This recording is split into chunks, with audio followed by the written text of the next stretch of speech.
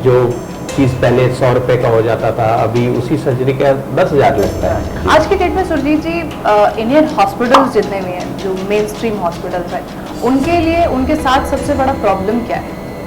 आपने क्या चीज़ें देखी है? एक तो सबसे बड़ा डायकोटॉमी इंडिया के में ये है, Indian health care system delivery में, कि यहाँ पे कुछ हॉस्पिटल्स में पेशेंट के लिए बेड्स अवेलेबल नहीं है, जबकि बहुत सारे हॉस्पिटल ऐसे हैं जहाँ पे बेड्स हैं लेकिन पेशेंट्स अवेलेबल नहीं है। मैं इलाज के लिए हॉस्पिटल में जा रहा हूँ, लेकिन मुझे पता नहीं है कि ये मेरा इलाज सही होगा ही नहीं, तो मैं तो नेगेटिव माइंडसेट, नेगेटिव ट्रस्ट या ट्रस्ट डिफिसिट के साथ जा रहा हूँ। एक बहुत प्रसिद्ध जोक है कि if you have a minor headache, Google can kill you in 3 clicks.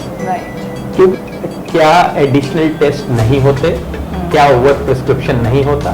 बिल्कुल होता है। ट्रायोट्री ये बता रहा है कि किसी पेशेंट का रिपीटेटिव टेस्ट चल रहा है। बिल्कुल राइट सर। उसके पुराने सारे क्लिनिकल हिस्ट्री, पुराने डिस्चार्ज समरी, ये टेस्ट इतने दिन पहले हो चुका है, डॉक्टर वो क्लिक करके पुराने रिकॉर्ड्स भी देख सकते हैं। तो अगर प्रेशर बस रेवेन्यू जनरेटेड है, जहां हम ये बोल रहे हैं कि डॉक्टर्स को टारगेट दिया गया है कि आप इतने टेस्ट लिखेंगे या इतनी मेडिसिन प्रिस्क्राइब करेंगे, इतनी सर्जरीज करेंगे, तो वो गलत है।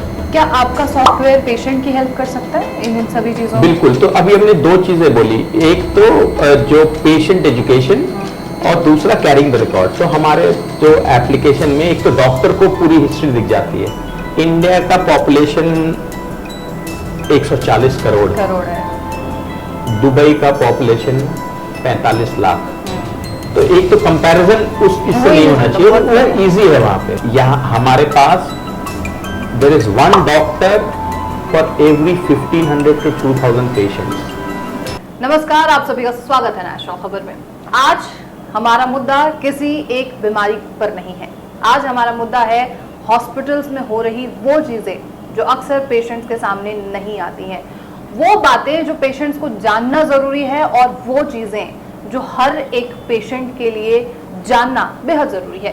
तो चलिए आज के इस प्रोग्राम को शुरू करते हैं। हमारे साथ मौजूद हैं ट्रायोट्री टेक्नोलॉजीज के founder and CEO Surjit Thakur ji. बहुत बहुत स्वागत है आपका सर। Thank you. और आपके बारे में मैं जानकारी दे दूं, आप 25 वर्षों से हेल्थ इंडस्ट्री का अनुभव रखते हैं, टेक्नोलॉजीज का अनुभव रखते हैं। सर, आपका मैंने एक इंटरव्यू सुना था जो टॉक्स पर है, आई थिंक जोश टॉक्स पर, उसमें आपने सबसे पहली जो शुरुआती लाइन कही थी कि ये इश्क नहीं आसान, एक आग का दरिया है और डूब के जाना है जी। आज की डेट में ये अगर इस शायरी को जरा सा हम बदलें तो इसे ऐसे कह सकते हैं कि ये इलाज नहीं आसान, बस एक आग का दरिया है और डूब के जाना है। आपने 25 वर्षों में इतना अनुभव रखा, आपने टेक्नोलॉजीज की दुनिया में, हेल्थ इंडस्ट्री की दुनिया में इतनी सारी चीज़ें आपने देखी हैं, पेशेंट्स के लिए क्या बदला है? थैंक यू मुझे यहाँ बुलाने के लिए, क्योंकि हेल्थ केयर एक ऐसा इंडस्ट्री है जिसमें आप सेकंड में किसी के लाइफ एंड डेथ का फैसला करते हैं, और इसमें तमाम लोग जुड़े हुए हैं। डॉक्टर्स अपना काम करते हैं, नर्सेज हैं, पैरामेडिक्स हैं, फार्मासिस्ट हैं, लैब टेक्नीशियंस हैं। हर एक सेकंड में जजमेंट किसी पेशेंट के लाइफ एंड डेथ को ये करता है। तो इलाज तो पेशेंट के लिए सेम ही है, उपचार तो वही रहा, लेकिन अभी बहुत नई मशीनें आ गई हैं, टेक्नोलॉजी नई आ गई हैं, डॉक्टर्स को सर्जरी करने का तरीका बदल गया है, तो जिससे फास्टर रिकवरी हो सकती है। और बस ये चीज़ें पेशेंट्स के लिए बदली हैं। कॉस्ट ऑफ डिलीवरिंग डोज भी बढ़ गया है, जो चीज़ पहले 100 रुपये का हो जाता था, अभी उसी सर्जरी का 10,000 लगता है, क्योंकि एनी टेक्नोलॉजी, नया इक्विपमेंट लगेगा या नई चीज़ सीखने में, नया education, everything comes at A cost. तो पेशेंट के लिए मुझे लगता है कि इलाज के ऑप्शंस भी थोड़े बढ़ गए। पहले कुछ चुनिंदा हॉस्पिटल जो टियर 1 टाउन में थे, कुछ इलाज बस वहीं होता था, बट अभी ये टियर 2, टियर 3 टाउन्स में भी वो चीज़ें उपलब्ध शुरू हो चुकी हैं। जी। आज की डेट में सुरजीत जी, इंडियन हॉस्पिटल्स जितने भी हैं, जो मेन स्ट्रीम हॉस्पिटल्स हैं, उनके लिए उनके साथ सबसे बड़ा प्रॉब्लम क्या है? आपने क्या चीजें देखी है? एक तो सबसे बड़ा डाइकोटॉमी इंडिया के में ये है, Indian health care system delivery में, कि यहाँ पे कुछ हॉस्पिटल्स में पेशेंट के लिए बेड्स अवेलेबल नहीं है, जबकि बहुत सारे हॉस्पिटल ऐसे हैं जहाँ पे बेड्स हैं लेकिन पेशेंट्स अवेलेबल नहीं है। सबसे बड़ी डाइकोटॉमी आज की डेट में ये है, क्योंकि और ये दर्शाता है कि जो पेशेंट्स हैं वो कुछ चुनिंदा हॉस्पिटल में ही जा रहे हैं, जबकि जो दूसरी जगह इलाज संभव है और वहाँ पे डॉक्टर्स भी हैं, बेड भी हैं, वहाँ पेशेंट नहीं है। मुझे लगता है ये सबसे बड़ी प्रॉब्लम अभी ये है। दूसरी जो एज ए पेशेंट में बात करूं तो दूसरी जो सबसे बड़ी प्रॉब्लम है वो ट्रस्ट डेफिसिट की है। मैं इलाज के लिए हॉस्पिटल में जा रहा हूं, लेकिन मुझे पता नहीं है कि यह मेरा इलाज सही होगा ही नहीं, तो मैं तो नेगेटिव माइंडसेट, नेगेटिव ट्रस्ट या ट्रस्ट डेफिसिट के साथ जा रहा हूं। मेरे पास चॉइस नहीं है, मैं इसलिए जा रहा हूं। तीसरी प्रॉब्लम जो मुझे लगता है आज की डेट में जो पेशेंट जनरेटेड है, कि वो अपना इलाज गूगल और चैट जीपीटी और क्लॉड में करके डॉक्टर के पास जा रहे हैं। तो डॉक्टर्स के लिए भी ये प्रॉब्लम होती है। मैंने बहुत सारे डॉक्टर्स से ये बात की और वो कहते हैं कि कई बार मैं सोचता हूँ कि मैं पेशेंट का इलाज करूँ या ये गूगल से जो समझ के आया है मैं उसका इलाज करूँ। सही बात है, उनका माइंडसेट है वैसा हो चुका है, उन्हें पता है ऑलमोस्ट सारी चीजें। जी, और क्योंकि हम गूगल पे अपनी मर्जी से चीजें पूछ सकते हैं और वो उसका जवाब देता है, तो मैं उस चीजों को ज्यादा इस कन्विक्शन से मानता हूँ। डॉक्टर से 5 मिनट 10 मिनट तक मिला, मैंने क्वेश्चन ज्यादा पूछे नहीं, तो मुझे लगता है यार if I am not satisfied तो ठीक है, मैं तो इसके इलाज से खुश नहीं हूँ, तो मैं गूगल पे ज्यादा विश्वास कर लेता हूँ। तो जनरल चैलेंज ये भी है, क्योंकि और एक बहुत प्रसिद्ध जोक है कि if you have a minor headache Google can kill you in 3 clicks. क्योंकि वो तो जेनरिक सोल्यूशन दे रहा है, वो पर्सनलाइज केयर नहीं दे रहा। तो मुझे लगता है ये भी एक बहुत बड़ा चैलेंज है हेल्थ केयर के लिए। अभी स्मार्टफोन सबके पास है, चैट जीपीटी सबके पास है, गूगल सबके पास है, तो ट्रीटमेंट भी सबके पास है। तो आज के डेट में पेशेंट जो है वो डॉक्टर को भी समझना चाहता है। मुझे ये लगता है कोई भी व्यक्ति अगर ये सोच रहा है कि मुझे हेडेक क्यों है, अब हमारे देश में प्रॉब्लम क्या है आज की डेट में कि एक रिसर्च आई है कि 20 से 30% जो टेस्ट होते हैं वो एक्स्ट्रा लिखे जाते हैं हॉस्पिटल्स द्वारा, डॉक्टर्स द्वारा, और वो फोर्स किया जाता है डॉक्टर को कि आपको टेस्ट एक्स्ट्रा लिखने पड़ेंगे, ज़्यादा करवाने पड़ेंगे। तो पेशेंट भी आज के डेट में सतर्क है कि इस प्रॉब्लम के लिए कितने टेस्ट कराने ज़रूरी हैं। वो ढूंढ करके जाता है, वो पता करके जाता है, उसके बाद डॉक्टर से 4 सवाल होते हैं कि ये तो ऐसा नहीं होता या ये तो ऐसा नहीं होता, तो डॉक्टर्स इरिटेट होते हैं। आप इसके बारे में क्या सोचते हैं? तो सबसे पहले, क्या एडिशनल टेस्ट नहीं होते? क्या ओवर प्रिस्क्रिप्शन नहीं होता? बिल्कुल होता है, ये रियलिटी है। हम आंख बंद कर सकते हैं, बट रियलिटी है कि ये होता है। कई बार ये इग्नोरेंस की वजह से होता है कि कोई पेशेंट्स अपने पुराने रिकॉर्ड्स लेके नहीं आए, उन्होंने बताया नहीं डॉक्टर को कि मैं ये टेस्ट करा चुका हूँ 2 दिन पहले। कई बार डॉक्टर को उस टेस्ट देख के और उसके लैब देख के लगता है कि शायद ये टेस्ट गलत मेथड से हुआ हो या सही मेथड से नहीं हुआ हो, तो रिपीट टेस्ट होते हैं। नुकसान पेशेंट का है इसमें, उसको ट्रीटमेंट जितनी जल्दी मिलनी चाहिए वो नहीं मिलती है।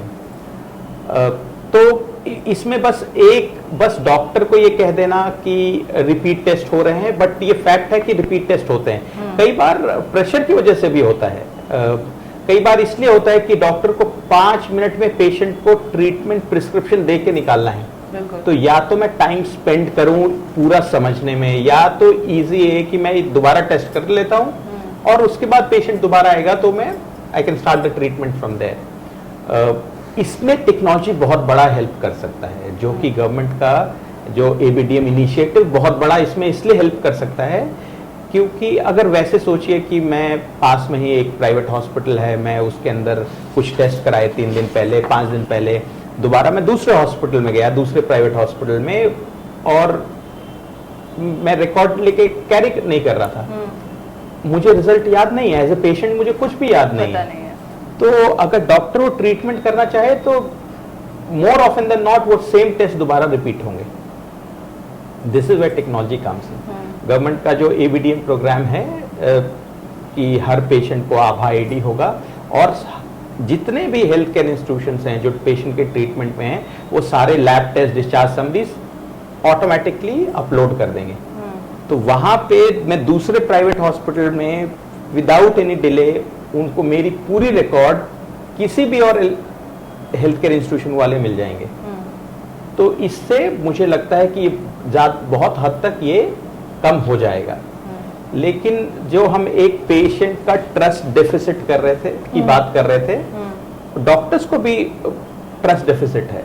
अब अगर आप एक पैरासिटामोल की 3 गोली ले लीजिए, क्रोसिन, कैलपॉल, डोलो, हर डॉक्टर को ये अपना प्रेफरेंस ऑफ मेडिसिन होता है, क्योंकि उनको पता है कि यार मेरे डोलो से, because they are effectively, it's not an end result, मैंने ये मेडिसिन दूंगा तो पेशेंट ठीक हो जाएगा।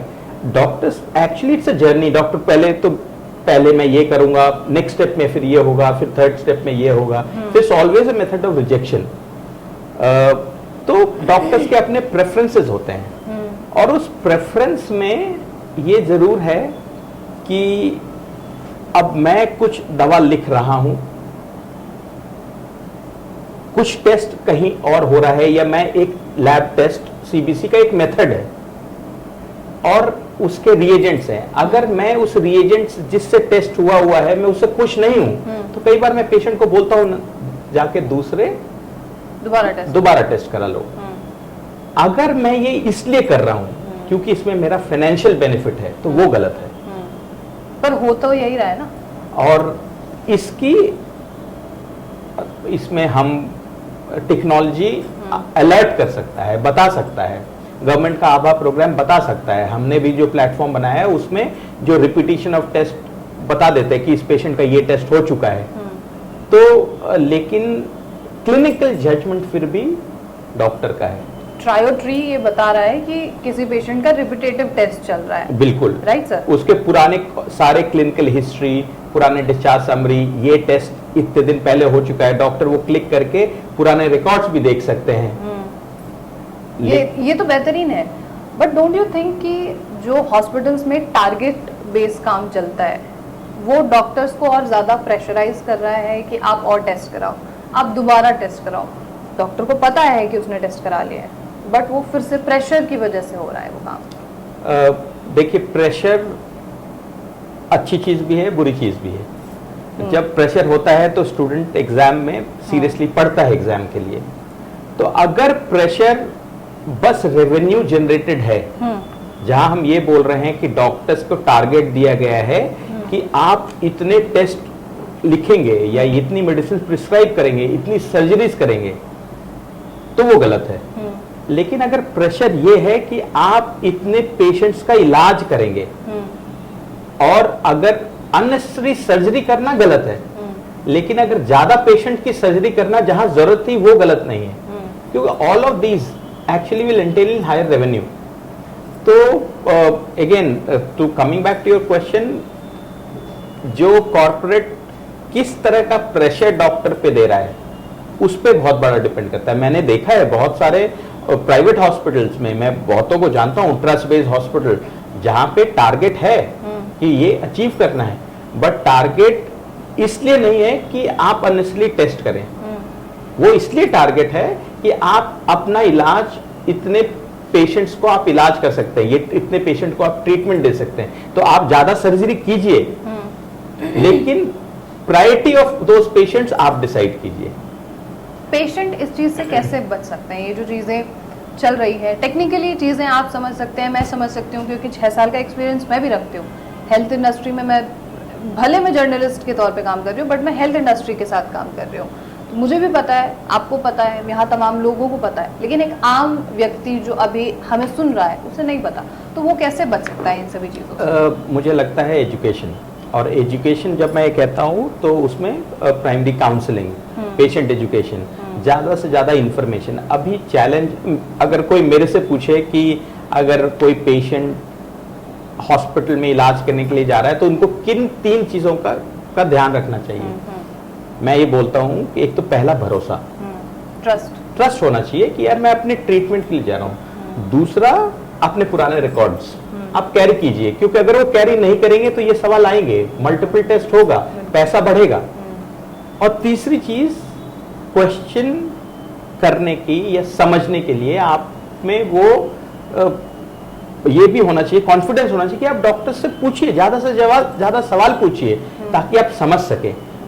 अभी चैलेंज सबसे बड़ा ये है कि मैं डॉक्टर्स के सामने सवाल कम पूछता हूं कि ये मेडिसिन क्यों लिख रहे हैं, और अच्छा डॉक्टर वही है जो सवाल से नहीं डरता, जो पेशेंट को कन्विंस करता है कि क्यों ये इंपॉर्टेंट है। आप ये सवाल डॉक्टर से भी पूछ सकते हैं कि सर ये टेस्ट तो मैंने 3 दिन पहले कराया हुआ था, आप दोबारा क्यों लिख रहे हैं। डॉक्टर जस्टिफिकेशन देंगे और देते हैं, और अच्छे डॉक्टर तो ज्यादा से ज्यादा टाइम काउंसलिंग में लगाते हैं ताकि आपको कॉन्फिडेंस आ सके। लेकिन अगर आप रिकॉर्ड कैरी नहीं कर रहे तो डॉक्टर भी इसमें बहुत कुछ कर नहीं पाएगा। क्या आपका सॉफ्टवेयर पेशेंट की हेल्प कर सकता है इन सभी चीजों? बिल्कुल। तो अभी हमने 2 चीजें बोली, एक तो जो पेशेंट एजुकेशन और दूसरा कैरिंग द रिकॉर्ड। तो हमारे जो एप्लीकेशन में एक तो डॉक्टर को पूरी हिस्ट्री दिख जाती है, पेशेंट को भी पूरी हिस्ट्री दिख जाती है। अच्छा। क्योंकि अगर एक पेशेंट एक हॉस्पिटल में ट्रीटमेंट ले रहा है, सडनली की वजह से उसको दूसरे हॉस्पिटल में जाना पड़ा, तो उसके ऐप में पूरी इंफॉर्मेशन जो उसकी ट्रीटमेंट लाइन ऑफ ट्रीटमेंट है वो है, जो वो दूसरे डॉक्टर को भी दिखा सकता है। okay. इससे ट्रस्ट डेफिसिट डेफिनेटली कम होगा और पेशेंट भी डॉक्टर पे ट्रस्ट कर पाएगा। देखिए, हेल्थ केयर में जो डॉक्टर्स काम कर रहे हैं, it's not a charitable business, it's a business. It's a business, right. Let's, I mean, ये रियलिटी हम सब अडॉप्ट कर लें जितनी जल्दी वो हमारे लिए बेटर है। It's a business means it has to generate revenue. Revenue कहां से आएगा? पेशेंट देगा। डॉक्टर्स को एक डर ये भी होता है कि पेशेंट के पास तो 3 और ऑप्शन है, ये कहीं और भी चला जाएगा, आई विल लूज रेवेन्यू। तो and the best way to ensure कि पेशेंट आपके पास दोबारा आए is creating that trust. And how do you create trust? By giving more information, more knowledge. आप, और मैं अपनी बात करता हूं, अब मैं एक डॉक्टर से प्रिस्क्रिप्शन लेके मैं भी सबसे पहले चैट जीपीटी में डालूंगा, मैं भी क्लाउड में डालूंगा, और शायद आप भी करेंगे वो। अगर वही चीज मेरा डॉक्टर बता दे मुझे पहले से, तो मुझे जरूरत क्या है? तो भी शायद मैं डालूं। लेकिन अगर उसमें वही चीजें आई जो डॉक्टर मुझे पहले ही बता चुके हैं, तो मेरा ट्रस्ट उनके लिए बढ़ जाएगा। बिल्कुल सही है। मैं जब प्राइवेट इंस्टीट्यूशन, प्राइवेट हॉस्पिटल में जा रहा हूं, तो मैं ट्रीटमेंट के लिए जा रहा हूं और मुझे पता है मुझे पैसे खर्च करने हैं। मैं चैरिटेबल हॉस्पिटल में नहीं जा रहा हूं। तो अगर मैं चैरिटेबल हॉस्पिटल में नहीं जा रहा हूं, मुझे पैसे खर्च करने हैं, तो ट्रीटमेंट सही मिले, वही आधार है, यही इंपॉर्टेंट है। तो अब जैसे एक बहुत अभी तो बिकॉज ऑफ बहुत क्रोनिक केयर डिजीजेस हैं, जैसे डायलिसिस ले लीजिए, डायबिटीज ले लीजिए, ये सब क्रोनिक केयर है। क्रोनिक केयर मींस ये तो कॉन्टिन्यूसली चलता रहेगा। तो एपिसोडिक हो गए, प्रिवेंटिव केयर भी है कि आप ये पहले से टेस्ट कर लीजिए। एक है लाइफस्टाइल ट्रीटमेंट, एक है एपिसोडिक क्रोनिक केयर ट्रीटमेंट। अब इन सब में एजुकेशन ही है। आप काउंसलिंग, आज की डेट में डायबिटीज में लोग काउंसलिंग कराते हैं, वो काउंसलिंग क्या है? एजुकेशन है। आप ये मत खाइए, इससे आपका शुगर स्पाइक हो रहा है। आपको जस्टिफाई करने के लिए वो डेटा से प्रूव कर रहे हैं। आपके पास कॉन्टिन्यूस ग्लूकोज मॉनिटरिंग लगा हुआ है, वो आपसे पूछते हैं कि आपने क्या खाया। मैंने राइस खाई थी, उसके बाद मेरा शुगर इतना हो गया। तो they are using data to convince you कि आपको राइस नहीं खाना चाहिए। बिल्कुल सही। तो all this is a patient education tool. Surjit ji, आपने आउट ऑफ इंडिया भी काम किया। दुबई में सुन रही थी कि आपने काम किया हुआ है। इंडिया में तो आप लगातार काम कर ही रहे हैं। दोनों ही जगहों की हेल्थ इंडस्ट्री में सबसे बड़ा डिफरेंस क्या है? इससे पहले कि मैं अंतर बताऊं, सबसे पहले एक चीज है कि इंडिया का पॉपुलेशन 140 करोड़ है। दुबई का पॉपुलेशन 45 लाख। तो एक तो कंपैरिजन इससे नहीं होना चाहिए, वो इजी है वहां पे। प्लस ये डेमोक्रेटिक सेटअप है। इंडिया में हेल्थ केयर जो डिलीवरी है, बिकॉज डिफरेंट स्टेट्स हैं, हर health is a state subject. तो हर स्टेट गवर्नमेंट डिसाइड करता है कि हेल्थ के मेरे नियम रूल्स क्या होंगे। तो even and it becomes the delivery is very difficult in India. वहां पे वो नहीं है, वहां इलेक्टेड गवर्नमेंट नहीं है, राइट। वो 5 लोग 10 लोग 12 लोग 15 लोग वो डिसाइड करते हैं कि क्या होना चाहिए। अमेरिका या कोई और पॉपुलेटेड कंट्री है, उनके साथ क्या डिफरेंस है इंडिया में? हेल्थ केयर डिलीवरी, एक बहुत पहले मैंने एक कहीं मैंने डायलॉग सुना था किसी मूवी में कि इस देश में 2 भारत बसते हैं जी, और वो रियलिटी है। एक वो भारत जहां जो Medanta, max, Fortis, Narayan, NH, Manipal ये अफोर्ड कर सकते हैं और लॉन्ग टाइम के लिए अफोर्ड कर सकते हैं, और एक वो भारत जहां पे ज्यादातर लोग public health care means government hospital पे रिलाई करते हैं, और दोनों की रियलिटी बिल्कुल अलग है। आज की डेट में आप ये जो प्राइवेट हॉस्पिटल जाइए वो आपको बिल्कुल 5 स्टार की तरह दिखता है। आप वहां ट्रीटमेंट के लिए जा रहे हैं, वो जरूरत के लिए जा रहे हैं, आप वहां पे लीजर के लिए नहीं जा रहे हैं। होटल्स में आप लीजर के लिए जाते हैं, बिल्कुल। लेकिन फिर भी वो इसलिए बनाया जाता है ताकि आपको ट्रीटमेंट तो हो रहा है, साथ में आपसे पैसे भी लेने हैं, तो ये जरूरत नहीं है इन्वायरमेंट। और प्लस कुछ चीजें अच्छी भी हैं, साफ सफाई रहती है, इन्फेक्शन कंट्रोल में रहता है। ये हॉस्पिटल में एक बहुत बड़ी चीज होता है हॉस्पिटल एक्वायर्ड इन्फेक्शन, कि वहां पे रहते हुए मुझे और एडिशनल कोई इन्फेक्शन ना हो। तो coming back to your question, दोनों में क्या अंतर है? वो हेल्थ केयर डिलीवरी का अंतर है। हेल्थ केयर डिलीवरी का अंतर क्यों है? क्योंकि यहाँ हमारे पास there is 1 doctor for every 1500 to 2000 patients. For some super speciality like psychiatry, for there is 1 doctor for 15 lakh patients. ये रियलिटी है। तो जिस पे ये सरकार कुछ काम कर रही है, अब ज्यादा मेडिकल कॉलेजेस बन रहे हैं, ज्यादा डॉक्टर्स आएंगे, तो धीरे धीरे चीजें बदलेंगी, सुधरेंगी, कि जितने कंपटीशन भी बढ़ेगा तो फ्रॉड भी बढ़ेगा। फ्रॉड भी बढ़ेगा, आपने क्या बोला? मैंने इसलिए बोला फ्रॉड क्योंकि आजकल कई सारे ऐसे हॉस्पिटल्स भी सामने आ रहे हैं जो सिर्फ पेपर वर्क पे है, रियलिटी में एग्जिस्ट नहीं करता है। तो दीज आर द थिंग्स जो इंडिया में हो रही हैं आज भी। अभी शायद MP का ही कोई केस है, इसीलिए मैंने इसलिए बोला। जी नहीं, आपने वो बिल्कुल सही बोला है, और मुझे लगता है कि गवर्नेंस इज गिवन।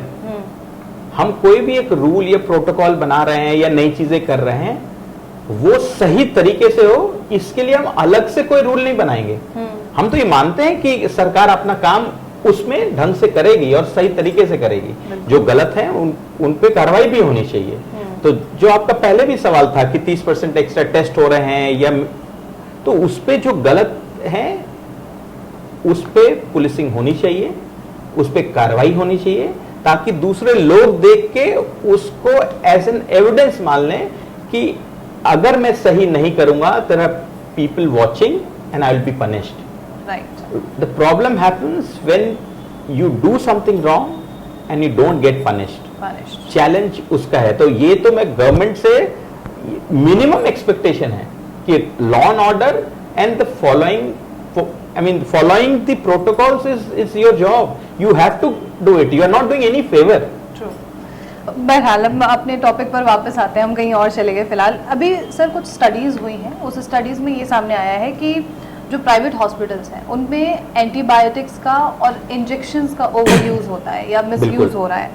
तो आपका जो सॉफ्टवेयर है ये इसमें कैसे हेल्प कर सकता है, कैसे डिटेक्ट कर सकता है, कैसे प्रॉब्लम को सॉल्व कर सकता है? जी, इस आपने बिल्कुल सही ये किया है। और इससे पहले ये समझ लें कि एंटीबायोटिक्स और इंजेक्शन डॉक्टर्स क्यों प्रेफर करते हैं। इससे ट्रीटमेंट जल्दी हो जाता है, बॉडी में जल्दी काम करता है कि बॉडी में सेल्फ जनरेटेड एंटीबॉडीज होती हैं। जब आप एंटीबायोटिक्स दे देते हैं तो आप उनको इंसाइट करके और जल्दी करते हैं, तो इन्फेक्शन के तो ये ऐसा हो रहा है, बिल्कुल हो रहा है। जिसको एंटीबायोटिक स्टीवर्डशिप प्रोग्राम बोलते हैं, जहां पे ये कर्व किया जाता है। जो हमारे हॉस्पिटल के गाइडलाइंस है, NABH है, JCI है, वो कहते हैं कि you have to do a judicious judicious thinking before you prescribe antibiotics. लेकिन इसमें दो प्रॉब्लम्स हैं। एक पेशेंस, ना डॉक्टर के पास पेशेंस है, डॉक्टर्स को ये है कि ये ट्रीटमेंट अगर लंबा खिंचा पेशेंट दूसरे के पास चला जाएगा। दूसरा प्रॉब्लम पेशेंट्स ही हैं। मैं खुद डॉक्टर के पास जाके बोलता हूं कि मुझे एक दिन में ठीक कर दीजिए, क्यों मुझे 3 दिन बाद ट्रैवल करना है। तो डॉक्टर्स के पास भी चॉइस नहीं है। लेकिन दूसरा, डॉक्टर्स भी एंटीबायोटिक्स ज्यादा कॉस्टली दवा होता है एज कंपेयर टू रेगुलर। ये अगर आप अब 20-25 साल पहले सर्दी जुकाम के लिए कोई दवा नहीं लेता था जी। अब सर्दी जुकाम के लिए भी लोग दवा लेते हैं। इसलिए भी क्योंकि उनको डर है कि ये कहीं कोविड तो नहीं हो गया, ना हो जाए, कहीं ये कुछ और कॉम्प्लिकेशन। मैं अभी दुबई गया था, मैं वहां पे कुछ से मिला, वहां इबोला के कुछ पेशेंट थे, कहीं मुझे इबोला तो नहीं हो गया। तो किसी भी टेक्नोलॉजी का प्रोज एंड कॉन्स हैं। More knowledge not necessarily good, wrong information can lead to a wrong treatment. अभी वो एंटीबायोटिक्स का इतना use in abundance, primary 3 reason है। Doctors they want quicker result, patients want quicker result, और तीसरा too much of information. और उस too much of information में तो आपके पास चॉइस नहीं है, बस आप जल्दी ठीक होके आपको रिजल्ट्स देखना चाहते हैं, पड़ जाते हैं। कोविड के बाद से लोगों में बहुत ज़्यादा हेल्थ को लेकर के जागरूकता बढ़ी है। लोगों ने घर पे ही मशीन्स यूज़ करना शुरू कर दिए हैं, इवन वो सॉफ्टवेयर्स पर भी निर्भर हो गए हैं। क्या आपके सॉफ्टवेयर का भी यूज़ बढ़ा है आफ्टर कोविड? बिल्कुल बढ़ा है, और बहुत ज़्यादा से ज़्यादा कोविड ने जो एक चीज़ ये सिखा दी सारे हेल्थ केयर इंस्टीट्यूशंस को, ये कि आपको टेक्नोलॉजी का यूसेज करना होगा। क्योंकि कोविड के टाइम पेशेंट्स घर पे हैं, ओपीडी बिल्कुल नहीं हो रही, लेकिन आपको रेवेन्यू भी जनरेट करना है, प्लस पेशेंट ट्रीटमेंट भी करना है। तो अब आपको पेशेंट तक जाना होगा, हॉस्पिटल को पेशेंट तक जाना होगा। पेशेंट तो अपने घर में है, you can only do that using technology. जो tele consultation, video consultation platform हो गए, तो उसका ये है। प्लस जब आप वीडियो कंसल्टेशन कर रहे हैं तो आपको पेशेंट की प्रीवियस हिस्ट्री भी पता होना चाहिए। पहले तो वो फाइल लेके आता था, तो अब हुआ कि अच्छा नहीं, लेट्स यूज टेक्नोलॉजी ताकि डिटेल्स हमारे पास हो।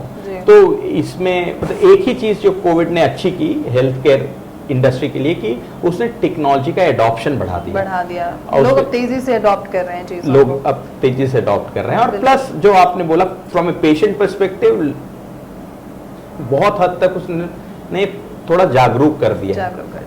जागरूक की भी कोई डेफिनेशन इस हद तक है कि बहुत लोग डर गए हैं कि नॉर्मल सर्दी जुकाम पे भी उनको लगता है कि मैं एंटीबायोटिक ले लूं। तो मतलब वो भी पॉलिसी है इस पूरे इसका, जहां अगेन मुझे लगता है कि डॉक्टर्स का रोल बहुत इंपॉर्टेंट है। जहां पेशेंट बोल रहा है मुझे जल्दी ठीक होना है, मुझे एंटीबायोटिक दे दे, वहां पे वो नॉलेज, वो ट्रस्ट कि नहीं कोई बात नहीं, तुम्हें इस चीज की जरूरत नहीं है, बहुत इंपॉर्टेंट है, बहुत ज़्यादा इंपॉर्टेंट है। आज की डेट में जैसे आप टेक्नोलॉजी का जब जिक्र कर रहे हैं, तो आज की डेट में बहुत से ऐसे ऐप्स भी शुरू हो चुके हैं। मैं नाम नहीं लूँगी, बट ऐसे बहुत से ऐप्स हैं जहाँ पर पेशेंट भी इनरोल होते हैं और डॉक्टर्स भी इनरोल कर सकते हैं। इनमें से कितने ऐप्स काम के होते हैं और कितने ऐप्स जो हैं वो सिर्फ और सिर्फ डेटा लेने के लिए होते हैं? आपने क्या डिफरेंस देखा है, क्या चीज़ें देखी है? देखिए, हेल्थ टेक में अभी बहुत इन्वेस्टमेंट है। इन्वेस्टमेंट 2 चीज़ों पे होता है, एक तो आप कोई एक रियल प्रॉब्लम सॉल्व कर रहे हैं, या दूसरा आप प्रॉब्लम सॉल्व किसी और के लिए कर रहे हैं यूजिंग डेटा।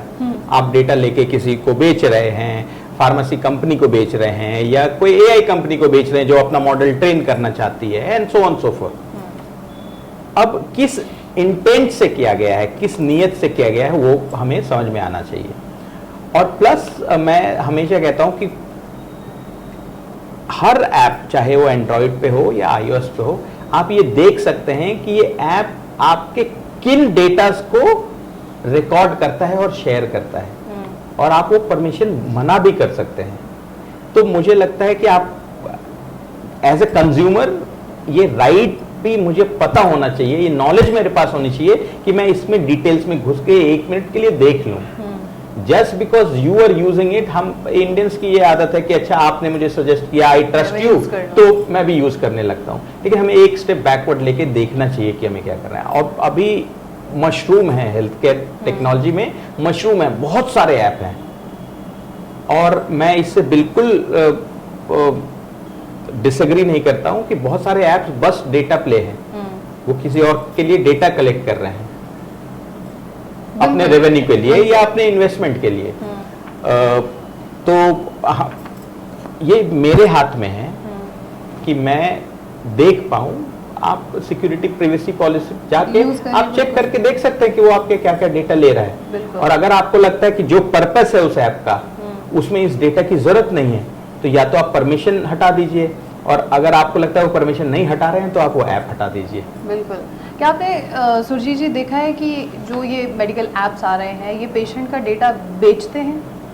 बिल्कुल देखा है, मैंने बहुत देखा है, और ये आपके लिए भी है। अनफॉर्चुनेटली टेक्नोलॉजी के दोनों साइड्स हैं। कोई भी किसी भी टेक्नोलॉजी का, किसी भी डॉक्टर का, किसी भी पेशेंट के कि मल्टीपल मैनीफोल्ड उसकी पर्सनैलिटीज हैं। तो अगर आप देखेंगे तो आप गूगल पे जाइए और आप या आपके फोन पे आप गूगल पे सर्च कीजिए which is the best iPhone, फिर आप अमेजोन पे जाइए, आपको बाय डिफॉल्ट एड्स दिख जाएंगे आईफोन के। या तो मैं स्टेट ऑफ डिनाइल में रहूं, या ये मान लूं कि ये पूरा इकोसिस्टम में ये चीज काम करता है, तो अब रिस्पॉन्सिबिलिटी में अब ये प्रॉब्लम कोई और मेरे लिए सॉल्व नहीं करेगा, जिसको मैं जागरूकता बोलता हूं। एज ए कंज्यूमर मेरे राइट्स क्या हैं, ये तो मेरे हैं, तो मैं ये देख पाऊं कि कौन ऐप क्या कर रहा है, और if I am not satisfied मैं उस ऐप को यूज ना करूं। बट ये बहुत बड़ा गेम है जो अब की होपफुली गवर्नमेंट ने डीपीडीपी एक्ट लेके आए हैं, उससे बहुत चीजें सुधरनी चाहिए। बट इसमें भी मैं वापस आपके उस पर जाऊंगा कि इसका एग्जीक्यूशन भी अनबायस्ड, फेयर और ऑफेंस पनिशेबल होने चाहिए, सिग्निफिकेंटली पनिशेबल होनी चाहिए। उसमें 250 करोड़ रुपए का ऑफेंस है, बट वही अगर कुछ लोग निकल जाएंगे और बाकी कुछ लोग फंस जाएंगे तो प्रॉब्लम है। ये ऐसे सारे ऐप्स बंद हो सकते हैं अगर गवर्नमेंट का डीपीडीपी एक्ट अगर सही तरीके से एग्जीक्यूट होता है। बिल्कुल। एज अ सीईओ आप मतलब आपने कई सारे सॉफ्टवेयर्स हॉस्पिटल्स के लिए तो बनाए, डोंट यू थिंक कि आपको कुछ सॉफ्टवेयर्स जो है पेशेंट्स के लिए तैयार करने चाहिए इस तरीके के रिस्क से बचाने के लिए अपने आप को? जनरली जो कोई बिजनेस होता है उसमें B2B है, जैसे बिजनेस प्रायोरिटी टू बिजनेस, एक business to consumer B2C app बोलते हैं या D2C ऐप बोलते हैं। So you are B2B? हम B2B हैं, और हमने पर्पसफुली रखा है कि हम B2B ही रहेंगे, हम B2C नहीं जाएंगे, क्योंकि अगर रेवेन्यू जनरेशन अगर B2C में देखिए, वो more number of onboarding of these patients और consumers will lead to higher revenue और investment. Investment happens when the numbers are more. हमने पर्पसफुली उससे विड्रॉ किया हुआ है कि हम B2C में नहीं जाएंगे, हम B2B में ही रहेंगे। बेहतरीन। अब हम हमारे नेक्स्ट सेगमेंट पे आते हैं sir, allopath versus alternative treatment की बात करते हैं। आपने तो सभी तरीके की चीज़ें देखी हैं। आज के डेट में पेशेंट जो है वो ज़्यादा से ज़्यादा जो अल्टरनेटिव ट्रीटमेंट्स हैं, आयुर्वेदा, नेचुरोपैथी, होम्योपैथी, उन पे बिलीव कर रहा है या उधर ज़्यादा शिफ्ट हो रहा है। ये क्या मेन स्ट्रीम जो हॉस्पिटल्स है या हेल्थ केयर है, क्या उसके लिए चैलेंजिंग होता नज़र नहीं आ रहा आपको? मुझे नहीं लगता। मुझे लगता है कि ये ऑप्शंस पेशेंट्स के लिए हैं, और ये पूरा debate should not be allopathic versus naturopathy versus Ayurveda. It should be looked at कि ये इंटीग्रेशन है सबका। मैं बहुत सारे प्राइवेट हॉस्पिटल्स को जानता हूँ जो कि आयुर्वेद के ट्रीटमेंट भी देते हैं अपने ही हॉस्पिटल में, ये पेशेंट्स के लिए है। और अगर उससे if it is about patient treatment, और अगर पेशेंट आयुर्वेद से ठीक हो रहा है या नेचुरोपैथी से ठीक हो रहा है या एलोपैथिक से ठीक हो रहा है, तो मुझे नहीं लगता इसमें किसी को परेशानी होनी चाहिए। तो it's all about integration of all of these. मुझे ये जरूर लगता है कि हमारा जो जिसको हम ऑल्टरनेट मेडिसिन बोलते हैं, alternate to allopathic is alternate medicine, बहुत सारे पहले ट्रीटमेंट ही वैसे होता था। वो इवोल्यूशन वही था, Ayurveda to homeopath to naturopathy, फिर प्रोमिनेंस ज्यादा एलोपैथिक का हो गया और वापस चीजें उसमें जा रही है। तो I mean again coming back to this, more options is better. आप राइस स्पीकिंग स्टेट्स भी हैं इंडिया में, व्हीट ईटिंग स्पेस भी है, बाजरा भी है। आप इसमें it should not be a debate whether rice is better than wheat versus bajra, और it is about you have a choice, anything that actually uplifts the patient treatment and care. But I think कि आज की date में just because of social media allopath industry अब थोड़ी सी ज़्यादा expose होना शुरू हो चुकी है। डॉक्टर्स कैसे टेस्ट लेते हैं, डॉक्टर्स किस तरीके से बिहेवियर करते हैं, डॉक्टर्स या हॉस्पिटल्स में किस तरीके से मिसलीड किया जाता है पेशेंट्स को। I think this is also the reason behind कि पेशेंट आज की डेट में आयुर्वेद की तरफ ज़्यादा फोकस करने लगे। आई एम नॉट सेइंग कि मतलब आयुर्वेद बेहतरीन है या अच्छा है, बट हाँ पेशेंट का थोड़ा सा वही आपकी बात की ट्रस्ट जो है, ट्रस्ट इशू पेशेंट में क्रिएट हुआ है। आई ऑल्सो थिंक दैट बिल्कुल बिल्कुल। और सोशल मीडिया एक मतलब उसमें ज्यादा इंफॉर्मेशन भी है। अब कितनी चीजें उस इंफॉर्मेशन सही है या गलत है या पर्पसफुली गलत है। देखिए एक चीज तो मान लीजिए कि एलोपैथ एज इट इज के पास पैसा पावर ज्यादा है as compare to naturopathy and all, तो वो इंफॉर्मेशन मसल भी कर सकते हैं। लेकिन अब जो सोशल मीडिया है उस पे लोग देख सकते हैं, चैट जीपीटी में पढ़ सकते हैं, क्लाउड में पढ़ सकते हैं ऑल्टरनेटिव्स क्या है, इसका डिमेरिट क्या है, इससे लॉन्ग टर्म सस्टेनेंस पे फायदा है या नहीं है। सो ये सारी चीजें जब इंफॉर्मेशन ज्यादा से ज्यादा इंफॉर्मेशन हो तो वो पेशेंट के पास चॉइस होता है। पेशेंट को लगता है कि ऐसा this line of thought is not necessarily 100% correct, there are alternate routes also, जिसका फायदा अभी मिल रहा है, जिसलिए लोग ज्यादा जा रहे हैं। अगर आप मतलब बहुत सारे स्टेट्स हैं जहां तो मतलब कोची में हमारे बहुत सारे क्लाइंट्स हैं, बहुत सारे हॉस्पिटल्स हैं, और एंड दैट प्लेस इज तो is heaven for naturopathy and Ayurveda. I think Kerala भी इज वन, केरला एंड वहां पे बहुत सारे लोग आते हैं बाहर से, इंडिया से बाहर से, और ट्रीटमेंट लेके जाते हैं और कभी उनको उसके बाद प्रॉब्लम नहीं होती है।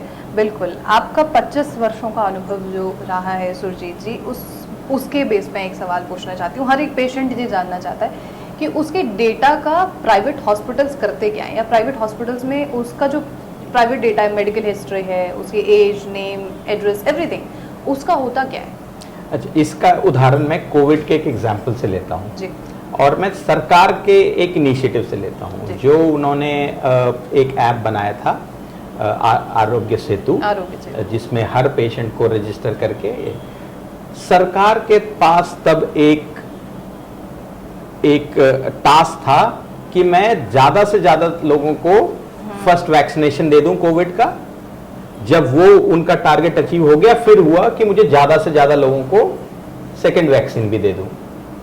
अब ये चीज तो ऑब्जेक्टिवली डेटा से मिल सकता है कि कितने लोग हैं, कौन से बीमारी से ये हैं। तब तो उस ऐप में ये भी था कि आपको ये भी बता देता था कि आपके आसपास कितने कोविड में हैं, so that you can be conscious. All this is information. तो अगर ये सही, सरकार के पास लेट्स से कि 1000 करोड़ का फंड है जो वो इन्वेस्ट करना चाहती है अपने लोगों पे, अब वो डायबिटीज के लिए फंड करे, प्रोग्राम के लिए, किडनी के लिए करे, क्योंकि सारे क्रोनिक केयर डिजीज हैं, वो तो डेटा से ही मिलेगा। तो अगर इंटेंट उस डेटा का सही तरीके का हो तो वो आपको मतलब by and large treatment better होगा। प्राइवेट हॉस्पिटल्स भी उस डेटा को यूज करते हैं। सपोज उनको एक कैंप लगाना है, ब्रेस्ट कैंसर अवेयरनेस प्रोग्राम, वो कहां पे लगाएं? क्योंकि पता करना पड़ेगा वो कैसे पता लगेगा? वो पता लगेगा कि अच्छा मेरे पास कितने पेशेंट्स आए, कितनों की वैल्यू मेमोग्राम में कुछ निकला, अच्छा वो किधर रहते हैं। तो अगर आप वो पेशेंट प्रोफाइलिंग अगर कर सकते हैं तो आपको आप कोई जजमेंट, कोई डिसीजन आप बेटर ले सकते हैं। हाँ। लेकिन अगर अगेन यूजिंग दैट डेटा, अगर आपका इंटेंट है कि मैं इसको और कुछ एक्स्ट्रा बेच दूं जिसकी जरूरत नहीं है, then usage of data is wrong. लेकिन बहुत हॉस्पिटल्स हैं ऐसा जो मेरा डेटा मुझे बस रिमाइंड करते हैं कि आपने 3 बार, आप डायबिटिक हैं, आपने 3 महीने से HbA1c नहीं किया, करा लीजिए। I don't think there is anything wrong in that, क्योंकि आई एज ए पेशेंट मैं शायद भूल जाऊं, तो उन्होंने मुझे याद करा दिया। अगर वो मुझे इस चीज का अनड्यू बेनिफिट लेना चाहते हैं मेरे से कि अच्छा आप HbA1c करा लीजिए और हम आपके पास आपका पेशेंट, या कि उन्होंने अब 3 और डायग्नोस्टिक चेन को भी ये डेटा बेच दिया, वो गलत है। तो again execution and intent is very important in deciding कि ये डेटा का यूसेज गलत तरीके में जा रहा है। ये क्या कुछ हॉस्पिटल गलत यूज नहीं करते? बिल्कुल करते हैं। बहुत हॉस्पिटल अच्छे के लिए भी यूज करते हैं। तो ये तो अगेन यहाँ पे मुझे लगता है कि वो DPDP and these rules and ensuring की जो गलत प्रैक्टिस है, they should be punished. True, बिल्कुल सही बात है और सहमत हूँ मैं आपकी इस बात से।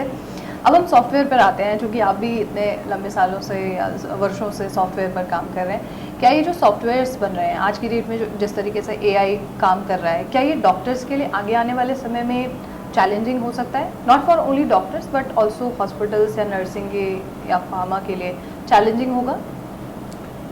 मुझे नहीं लगता। मेरे से ये सवाल कई बार पूछा जाता है कि with AI coming will it replace other people, और मैं ये बोलता हूं कि AI is not going to replace anyone, but AI will definitely replace the other, someone who knows AI will definitely replace you. तो AI एज इट इज मुझे replace नहीं कर रहा, लेकिन अगर आप वही काम AI के यूज से मेरे से बेहतर कर पाएंगे तो आप मुझे रिप्लेस कर देंगे। बिल्कुल। तो हमें इसको एज एन अपॉर्चुनिटी देखना चाहिए AI को, और ये देखना चाहिए कि हम इससे और अपना काम कैसे बेहतर और जल्दी कर सकते हैं। Same is for doctors. अब डॉक्टर्स एंड आई से दिस कि AI एंड टेक्नोलॉजी का काम डॉक्टर के पेशेंट काउंट बढ़ाने का नहीं होना चाहिए, टाइम बचाने का होना चाहिए, ताकि वो टाइम जो बचेगा वो पेशेंट्स पे इन्वेस्ट करेंगे। अगर मैंने ऐसा सॉफ्टवेयर दे दिया, ऐसा टेक्नोलॉजी दे दिया जिसमें उनका टाइम इतना लग रहा है कि वो पेशेंट को कम टाइम दे सकते हैं। Decision making, clinical record, generation of ये अलर्ट कि आप ये टेस्ट भी करा सकते हो कि इसका, all this will actually help the, but ultimately patient को हाथ पकड़ के ये बोलना कि सब कुछ ठीक हो जाएगा, ये AI नहीं कर रहा है। तो सिंपैथी, एम्पैथी, कंपैशन वो, लेकिन अगर AI और टेक्नोलॉजी से मैं 30% टाइम डॉक्टर का बचा दूं तो वो वही काम ज्यादा अच्छा है, अच्छे से कर पाएंगे। बिल्कुल। लास्ट सेगमेंट पे आते हैं सर, क्योंकि बहुत ज़्यादा समय भी हो चुका है। अब मैंने आपके कुछ पिछले जो इंटरव्यूज़ देखे थे उनसे मैंने कुछ क्वेश्चंस निकाले हैं जो पेशेंट्स ने पूछे हैं। सबसे पहला सवाल ये है कि आधार डेटा सेफ नहीं रहा, बैंक डेटा सेफ नहीं रहा, तो मेडिकल डेटा कैसे सेफ रहेगा? पेशेंट का मेडिकल डेटा हॉस्पिटल्स और सॉफ्टवेयर कंपनीज के पास होता है, क्या इस डेटा का मिसयूज होता है? पेशेंट को इससे कैसे बचना चाहिए? तो जो इस क्वेश्चन का पहले ये कंटेक्स्ट है कि आधार डेटा भी लीक हो रहा है, फाइनेंशियल डेटा भी लीक हो रहा है। बिल्कुल। इसका एनालॉजी ये है कि रोड पे एक्सीडेंट्स हो रहे हैं तो मैं रोड पे चलना तो नहीं छोड़ दूंगा, मैं ड्राइव तो करूंगा। आई will be more safe, I will B extra cautious. मैं अपनी गाड़ी में सीट बेल्ट लगा के चलूंगा, मैं एयर बैग्स मेरे पास होंगे। तो just because something wrong is happening does not mean कि मैं वो काम ही ना करूं, क्योंकि आपके पास अभी चॉइस है नहीं।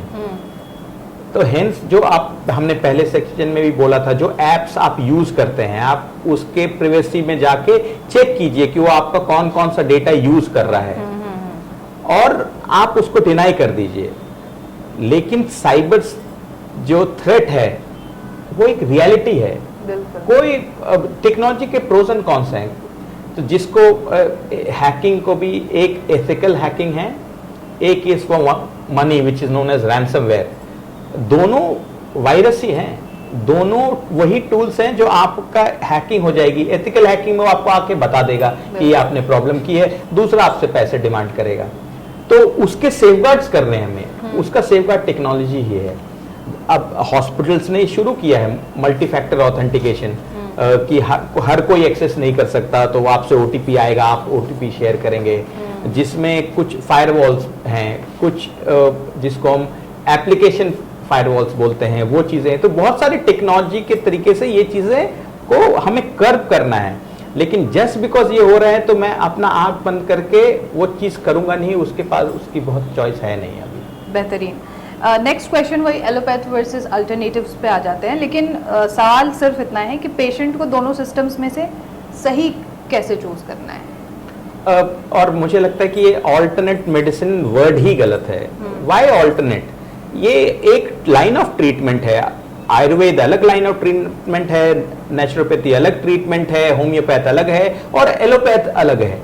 और हमें और सबका ट्रीटमेंट पैटर्न अलग है। एलोपैथिक बहुत जल्दी सॉल्यूशन देता है, लेकिन होम्योपैथ का सॉल्यूशन आने में टाइम लगता है, लेकिन आपकी वो कंसिस्टेंसी वो क्लियर करता है। तो ये तो you tell me the person and I will tell you the policy, इसमें एक चीज वो नहीं है। और एक्चुअली क्यों एक मैं इस पे ये बोलूं, एक जो डिस्ट्रस्ट एलोपैथ के अगेंस्ट हो गया है वो इसलिए भी हो गया है क्योंकि एक डॉक्टर एक दिन में अगर 50 पेशेंट देख रहा है और 5 मिनट लगा रहा है, तो वो मैक्स जो हम बोलते हैं मिनिमम इनपुट मैक्सिमम आउटपुट, उस चीज के लिए वो क्या करे? ज्यादा से ज्यादा दवा, ज्यादा से ज्यादा टेस्ट।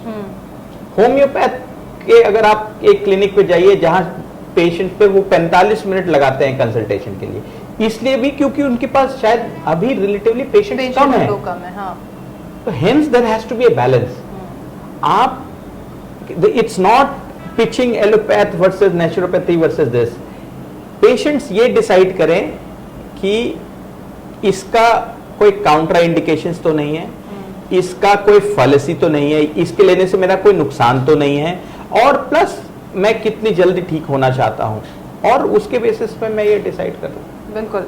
एक सवाल business model and reality check को लेकर आया है कि एक व्यूअर ने पूछा कि हॉस्पिटल को बिजनेस की तरह ट्रीट किया जा रहा है।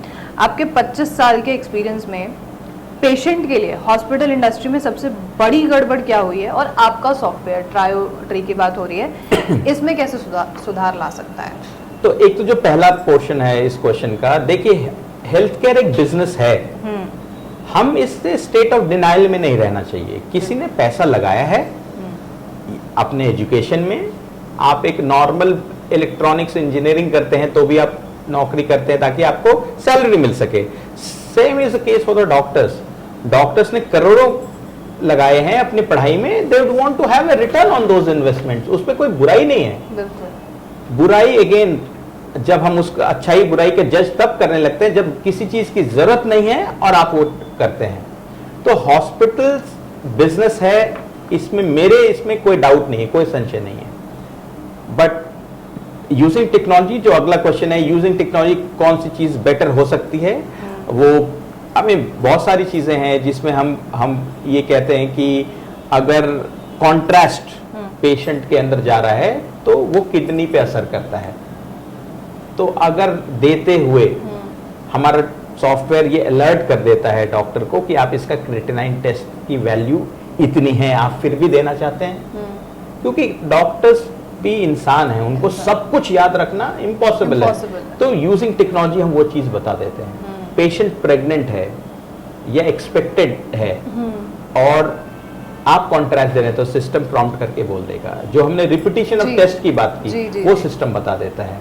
सिस्टम ये भी बता देता है आपको कि ये जो आप ड्रग ले रहे हैं ये पेशेंट इससे एलर्जिक है। आपकी काउंसलिंग आपसे पूछा गया आप किसी चीज से एलर्जिक हैं, तो हाँ, तो वो चीजें प्रॉम्प्ट कर देता है। और ऐसा कई बार हुआ है कि हमारे प्रॉम्प्ट्स, टेक्नोलॉजी प्रॉम्प्ट्स को देख के डॉक्टर ने अपना लाइन ऑफ ट्रीटमेंट चेंज किया है। बेहतरीन सर, एक्चुअली ये बहुत अच्छा है। अब वो तो डिपेंड करता है डॉक्टर पे कि वो क्या हाँ या ना, उसका कितना ट्रस्ट है चीज़ों को करने में। लास्ट क्वेश्चन है और इसमें सिर्फ आपसे कुछ एडवाइस, एंटरप्रेन्योरशिप की एडवाइस और साथ ही लाइफ में कैसे आगे बढ़ना है या हॉस्पिटल्स के बिजनेस में कैसे आगे बढ़ना है, ये मांगा गया है। और मैं भी यही बोल रही हूँ, प्लीज़ एडवाइस कीजिए, सजेस्ट कीजिए उन लोगों को, उन यंग जनरेशन्स को जो आगे बढ़ना चाहते हैं। तो मैं बस एंटरप्रेन्योरशिप एक बहुत ही सेटिस्फाइंग जर्नी है जी। और सेटिस्फैक्शन का मेजरमेंट आपका बैंक बैलेंस नहीं है, और इसमें रिटर्न ऑफ इन्वेस्टमेंट क्या है, कब आएगा, इसकी भी गारंटी नहीं है। तो जो मैंने आपने भी शुरुआत किया था, ये इश्क नहीं आसा, इतना समझ लीजिए एक आग का दरिया है और डूब के जाना है। कन्विक्शन है, आपको लगता है कि हाँ ये मैं इसको करना चाहता हूं और शिद्दत से करना चाहता हूं, बिल्कुल करना चाहिए। अगर एलिमेंट ऑफ डाउट है तो मत कीजिए। यू कीप लुकिंग कि आप क्या वो चीज करना चाहते हैं जिसमें आपका मन लगता है। ये इसलिए इंपॉर्टेंट है क्योंकि when the going is tough, जब चीजें मुश्किल हो रही हैं, तब आपका ये कन्विक्शन, ये पैशन ही काम आएगा।